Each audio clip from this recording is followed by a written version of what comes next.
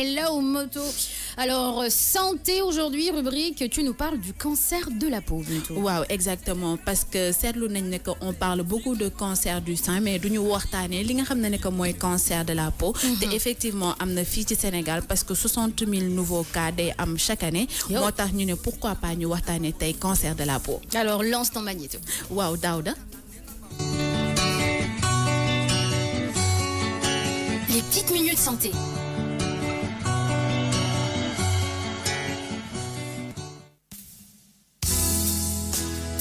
Le cancer de la peau est l'un des cancers le plus fréquents avec près de 60 000 nouveaux cas par an. Mais c'est aussi l'un de ceux qui se soignent le mieux. La principale cause est l'exposition prolongée au soleil, à savoir les rayons ultraviolets. Le cancer de la peau le plus fréquent est le carcinome, ou le basicocellulaire ou le spinocellulaire. Il touche davantage les personnes de plus de 50 ans. Il se caractérise par des plaques blanchâtres ou rouges. Mais aussi, cela apparaît au niveau de la peau. Le carcinome se soigne plutôt bien. L'autre cancer de la peau est le mélanome, qui se développe en général à partir d'un grain de beauté qui a dégénéré. Le plus souvent, il est redouté car il y a un risque de métastase. Le cancer peut aussi s'étendre vers d'autres organes. Heureusement pour le cancer de la peau, les chances de guérison augmentent avec un dépistage très précoce. Très bien. Wow, tay Fatim nak cancer de la peau mu nek sujet bi, mais il faudrait que ñu noter que y a deux types de cancer. Amna cancer bo xamné ne que de la peau non mélanome lañ koy wax. Non mélanome bi mom lañuy wowe les carcinomes. Carcinome bi suma koy mengalé ci olof wala ci français mom lañuy wax ben tumeur bo xamné ne que dafa maligne.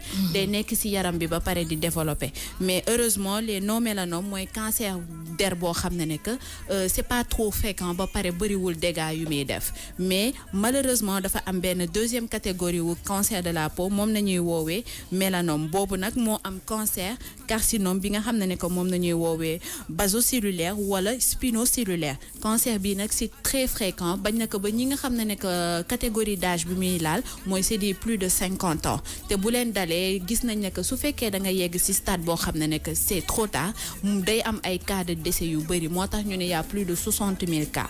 Cancer nak suñu défé ñaari différence entre non mélanome et mélanome bi dañuy jall ci symptôme bi parce que amna ay symptômes ñu né bo sétluwé ay grains de beauté ci sa yaram wala ay taches yo xamné né que c'est différent ou taches yo xamné né que ça n'existait pas wala xamoko won ñu ngi lay conseiller nga dem fi nga xamné né que moy ci dermato bi mom par rapport ak diagnostic bi wala étude bi nga xamné né que mom lay def ci sa peau dina la mëna déterminer nak cancer bi c'est du cancer wala ce n'est pas du cancer. Effectivement. Et qu'est-ce qu'il faut faire quand même pour ne pas choper wow le cancer de la peau? dañu né li nga xamné né que mom moy joxé cancer de la peau moy ay rayons ultraviolets.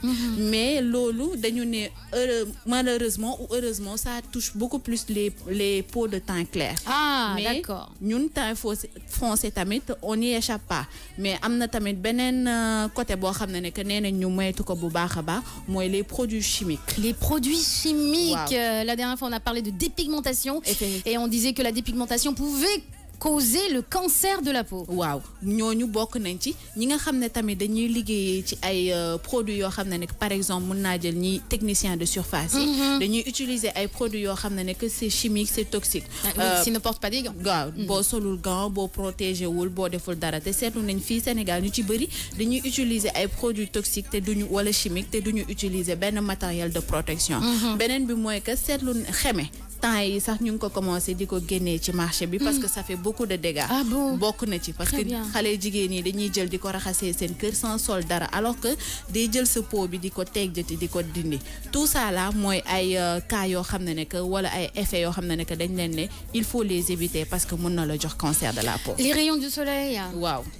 Rayon du soleil tamit bokk na ci li nga xam trop d'exposition au soleil. Trop d'exposition au soleil mën na la jox cancer de la peau. Motax ñu né bo naré exposé wu ci soleil bi ngay utiliser ay produits yo xamné né que ça te permet d'éviter li nga xamné né que moy rayon de soleil bi mu pénétrer bu baaxa baax. Protection solaire. Ouais. Et beaucoup de gens pensent que voilà, les protections solaires c'est fait juste pour les Européens, les blancs.